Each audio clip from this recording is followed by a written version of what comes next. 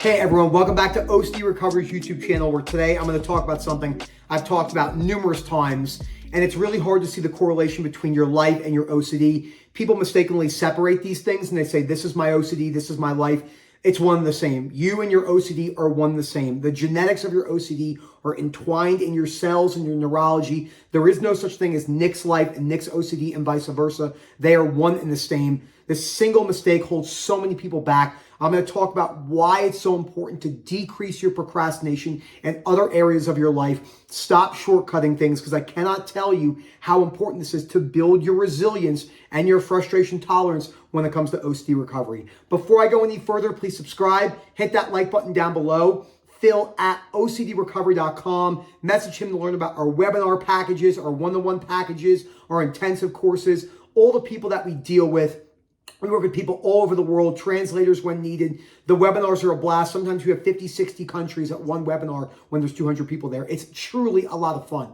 So what you do in your life that's not breaking down your core fears or changing your compulsions related to your core fears and your avoidance behaviors has a direct impact on your primary problems with your OCD. So I'll give you an example. If you shortcut everything at work like I used to do, if you skip out on all the exercises at the gym that your physical therapist gave you, if you stop brushing your teeth or flossing, if you say you're going to do something and you don't do it, and then maybe one thing here and there, but you have 100 things you've been saying you're going to do over the last 3 years, and things are building up, and now you have hoarding problems, and now you have financial issues. All of that cannot be present, in my opinion, and you recover from OCD. It's just not possible. OCD and anxiety recovery is such a OCD itself is such a resilient disorder. It takes so much effort to get better that it's looking for other lazy behavioral traits. You are a human. You're going to make mistakes. We're not looking for perfection. But we have the two problems. People say, well, if I can't get perfection, there's no point in trying. That's a shit way to live your life. And the other one is trying to be perfect. And if I make a mistake, I'm a loser, right? So we have to meet somewhere in the middle.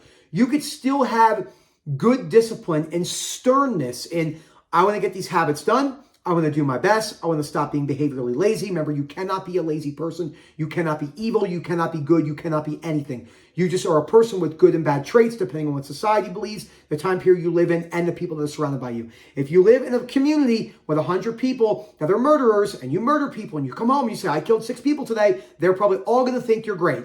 Because that's a ridiculous example, but it's a realistic example, because that is this in what we mean by societal values and the people that you live with dictating. Like when you have 2 groups of people fighting each other, group A thinks that they're right and group B thinks that they're right. There's no way to scientifically prove who's right or wrong. No matter what it's just what you believe in and what you think is right. It's the same thing with lazy behavioral traits. What I consider lazy is biased towards my type of hyperactivity and discipline levels I have in my life. I've had to change that, or else I held that against other people, which was not good. Most people that would probably consider themselves disciplined, I would consider themselves not disciplined, in my opinion. There are levels to this. There are people out, maniacs out there like, and I think they're way too extreme. Good points, but the Gogginses of the world, the Jocko Williams, and etc. Great. Doing really well in their careers. You do not need to live your life like that. That is absolutely out of control. It's a personal choice if you want to live a life like Goggins and Jocko and other people. But a lot of them have horrible fears of rejection because they believe that acceptance means complacency, and that's not good. So you really want to work on your behaviors in your life, your gym, nutrition, the whole fitness and health, okay? Hygiene, showering, brushing your teeth, etc. Being balanced with only taking content in from one place. Listen to different things. That's usually a good skill to have, open-mindedness. How you're communicating with people. Are you yelling at people at the workplace? How's your money management? Are you overspending all the time? Are you in a ton of debt? That's a big problem.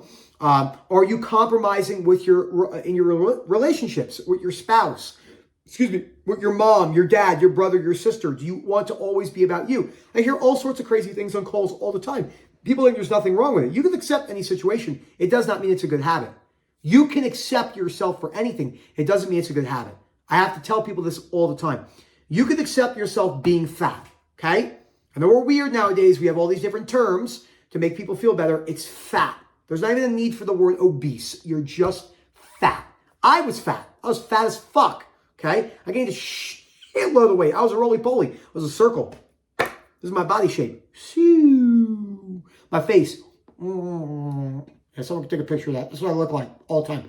And I was fat. And accepting that reality because my habits in my nutrition and my health and fitness were poor. That directly correlates with you being able to break down your core fears. You got to ask yourself, how am I going to be able to accept the possibility of the fear of losing control and harming a loved one? How are you going to be able to break that down? Michael Myers. How can you break that down and accept that if you can't even floss your teeth? It's really hard. It's really hard. Of course, at times, like I get it maybe once a month, a couple times a quarter in 3-4 months.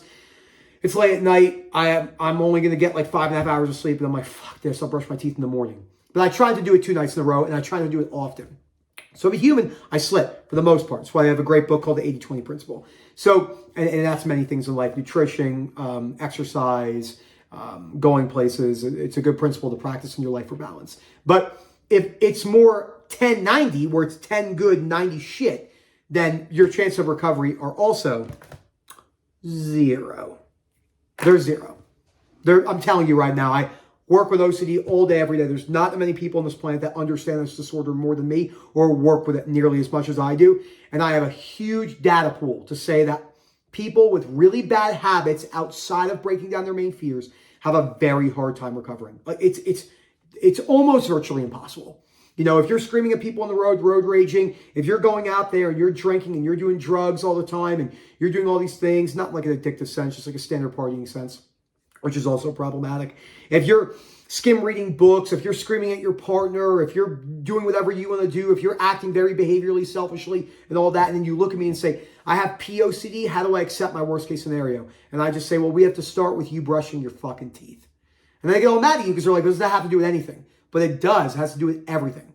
So it's a critical piece. So phil@ocdrecovery.com. Please do not overlook this. I cannot tell you the importance. We're not looking for perfection. We're not trying to be Jocko Williams or David Goggins. You can be just like that. If they had better acceptance, I would think they would probably even achieve more potentially. I mean, it's hard to achieve more when you achieve as much as those guys do and other men and women like that. But you know, the other side of the coin is, well, what's the point? If I can't get perfection, there's no point in trying. And that's a problem as well. So please reach out. We can help you break this down. phil@ocdrecovery.com. Hope to hear from you soon. And as always, enjoy the rest of your day.